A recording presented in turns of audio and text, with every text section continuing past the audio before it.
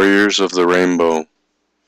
There was an old lady from the Cree tribe named Eyes of Fire, who prophesied that one day, because of the white man's or Yonigi's greed, there would come a time when the fish would die in the streams, the birds would fall from the air, the waters would be blackened, and the trees would no longer be. Mankind, as we would know it, would all but cease to exist. There would come a time when the keepers of the legend, stories, cultural rituals, and myths, and all the ancient tribal customs would be needed to restore us to health. They would be mankind's key to survival. They were the warriors of the rainbow. There would come a day of awakening when all the peoples of the tribes would form a new world of justice, peace, freedom, and recognition of the Great Spirit. The warriors of the rainbow would spread these messages and teach all peoples of the earth, or Elohi. They would teach them how to live the way of the Great Spirit. They would tell them of how the world today has turned away from the Great Spirit, and that is why our earth is sick. The warriors of the rainbow would show the peoples that this ancient being, the Great Spirit, is full of love and understanding, and teach them how to make the earth, or Bohi, beautiful again. Those warriors would give the peoples principles or rules to follow to make the path right with the world. These principles would be those of the ancient tribes. The warriors of the rainbow would teach the people of the ancient practices of unity, love, and understanding. They would teach of harmony among people in all four corners of the earth.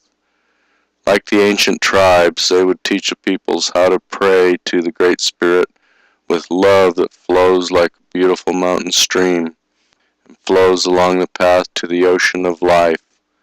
Once again, they would be able to feel joy in the solitude and in councils.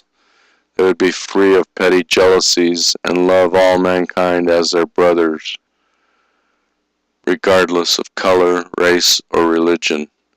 They would feel happiness enter their hearts and become as one with the entire human race. Their hearts would be pure and radiate warmth, understanding, and respect for all mankind, nature, and the Great Spirit. They would once again fill their minds, hearts, souls, and deeds with the purest of thoughts. They would seek the beauty of the Master of Life, the Great Spirit. They would find strength and beauty in the prayer and solitudes of life. The children would once again be able to run free and enjoy the treasures of nature and Mother Earth, free from the fears of toxins and destruction wrought by the Yoni-gi and his practices of greed.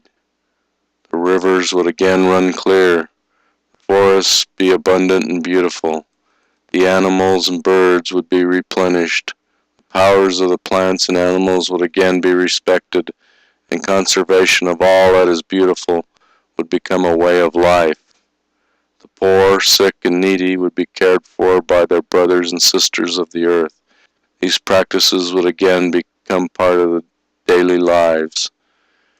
The leaders of the people would be chosen in the old way, not by their political party or who they speak the loudest, boast the most, or by name-calling or mudslinging, but by those whose actions spoke the loudest, those who demonstrated their love, wisdom, and courage, and those who showed that they could and did work for the good of all, would be chosen as the leaders or chiefs.